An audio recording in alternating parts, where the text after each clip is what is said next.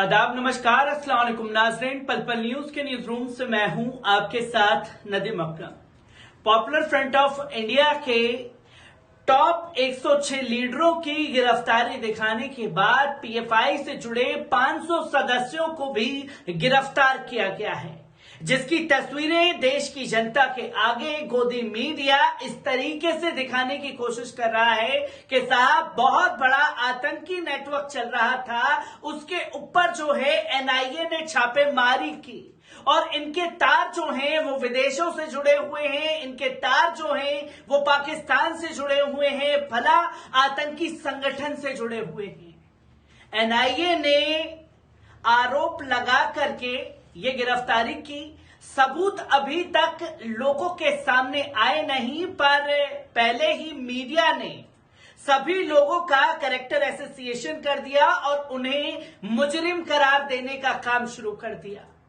और मीडिया में जो एक खेल चल रहा है वो ये कि बताने की कोशिश की गई कि पॉपुलर फ्रंट ऑफ इंडिया के ऊपर जो है शिकंजा कसने की तैयारी जो है वो तब शुरू हुई जब देश के गृह मंत्री कर्नाटक दौरे पर गए, उन्होंने मुख्यमंत्री से मुलाकात की, फिर एक फाइल मांगी, फिर जो है एनआईए से बात करते, उससे पहले मोदी जी ने हरी झंडी दिखाई, तब जाकर के ये बड़ा एक्शन और बड़ी कामयाबी एनआईए को मिली है। अगर किसी चीज में वो लोग संलिप्त थे तो सरकारी एजेंसीज क्या कर रही थी? ये सबसे बड़ा सवाल जो है बार बार देश के बड़े मुस्लिम बुद्धिजीवी हुकूमत से करते हुए दिखाई दे रहे हैं और ये साफ तौर पर बोल रहे हैं कि पीएफआई पर शिकंजा कसने के बहाने देश के मुसलमानों को डराने की कोशिश की जा रही है। हालांकि गोदी मीडिया जो पीएफआई के समर्थन में बात कर रहा है उसको इस तरीके से दिखा रहा है कि पीएफआई के ऊपर कार्रवाई हुई तो साहब फला तंजीम जो है वो नाराज चल रही है, उनके गुर्गों को गिरफ्तार किया गया। और यही सज्जादा सूफियान जैसे लोग जो हैं वो सामने आकर के चिट्ठी लिख दे तो उसके तारीफों का पुल बांधा जा रहा है गोदी मीडिया द्वारा। उनके एक बयान को बता दिया जा रहा है कि भाई साहब मुसलमानों के लिए जो है सबसे बड़ा संगठन है, पर असल में जो मुस्लिम बुद्धिजीवी और मुस्लिम धर्मगुरु आवाज उठा रहे हैं, एक बार इस पूरी रिपोर्ट पर नजर डाल लेते हैं। जमाते इस्लामी के अध्यक्ष मौलाना हामिद मोहम्मद खान ने राज्य और देश के विभिन्न स्थानों में पीएफआई के खिलाफ एनआईए और ईडी की छापेमारी की कड़ी निंदा की है और कहा है कि आरोपों का उद्देश्य अप्रत्यक्ष रूप से मुसलमानों में डर पैदा करना और मनोबल गिराना है और युवाओं का साहस। केंद्र सरकार फासीवादी तत्वों के नियंत्रण में है और धार्मिक लोगों को आवाज को खत्म करने की कोशिश कर रही है और लोकतांत्रिक संस्थानों, मानवाधिकार कार्यकर्ताओं और पत्रकारों को लगातार निशाना बना रही है। सरकार उन तत्वों और संगठनों को अघोषित संरक्षक प्रदान कर रही है जो न केवल नफरत और हिंसा में शामिल है बल्कि खुले तौर पर आतंकवाद को बढ़ावा दे रहे हैं। उन्होंने आगे कहा कि सरकार का ये रवैया भारत के संविधान की सर्वोच्चता के लिए चुनौती बन गया है। देश में सबसे बड़े अल्पसंख्यकों को लगातार निशाना बनाया जा रहा है। उनकी पवित्र शख्सियतों का अपमान करना, पवित्र किताब और मस्जिदों को निशाना बनाना, मुस्लिम पर्सनल लॉ के खिलाफ नई आपत्तियां उठाना एक दैनिक दिनचर्या बन गई है। इससे देश का सबसे बड़ा अल्पसंख्यक असुरक्षा का शिकार हो गया है। मौलाना हामिद मोहम्मद खान ने आगे केंद्र सरकार से बिना किसी कारण के निर्दोष लोगों की गिरफ्तारी को रोकने और लोकतांत्रिक संस्थानों की अखंडता को प्रभावित नहीं करने की मांग की है। देश की अखंडता और विकास शांति और भाईचारे से ही संभव है। आपको बता दें कि इससे पहले जमाते इस्लामी हिंद ने बुधवार को पीएफआई कार्यालयों पर छापेमारी और एनआईए ईडी की कार्रवाई की निंदा की है।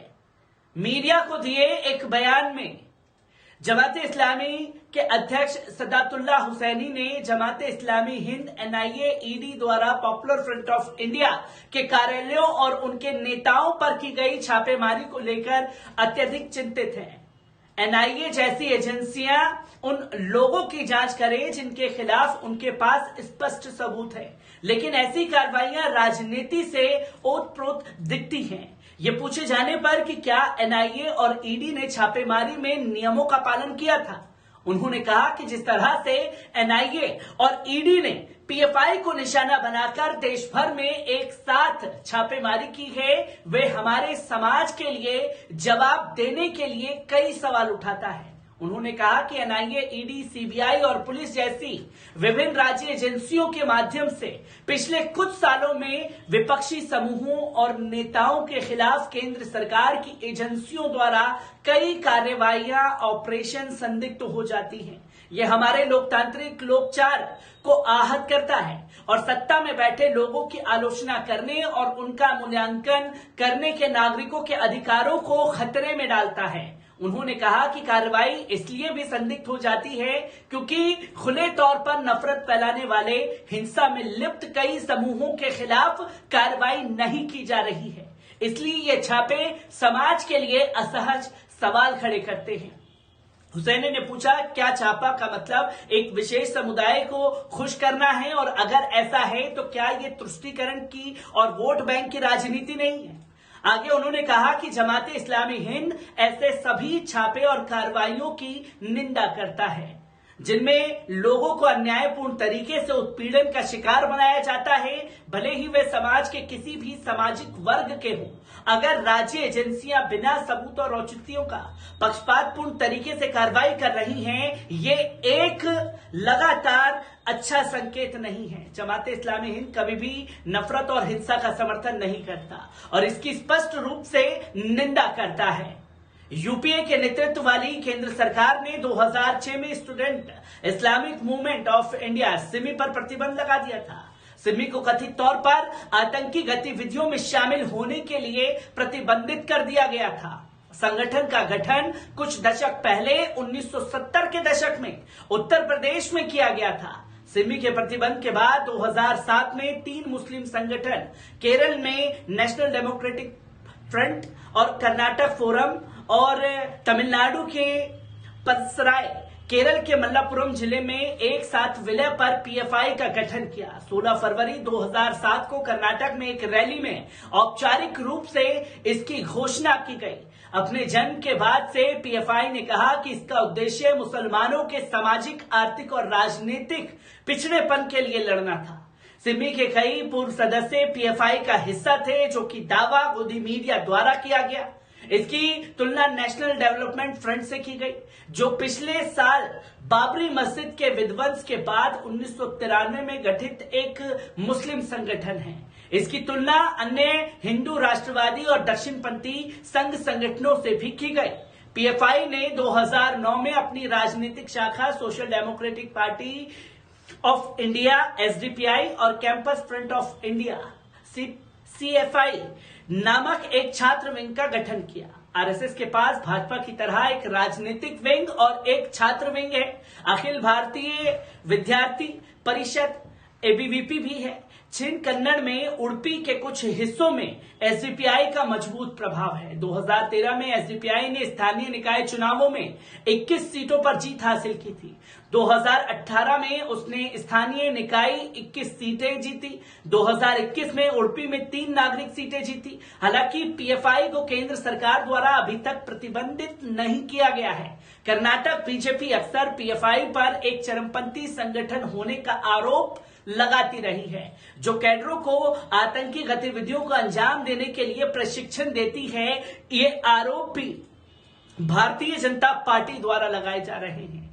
एनआईए उसकी छापेमारी करता है और यही बातें एनआईए करता हुआ दिखाई देता है, और जब आरोप लगा दिए जाते हैं तो आरोपी को बना करके गोदी मीडिया ये दिखाने की कोशिश करता है कि साहब देखिए कितनी बड़ी कामयाबी मिली है, और देश के मुस्लिम बुद्धिजीवी खुल करके इस गिरफ्तारी का भी विरोध करते हुए दिखाई दे रहे हैं।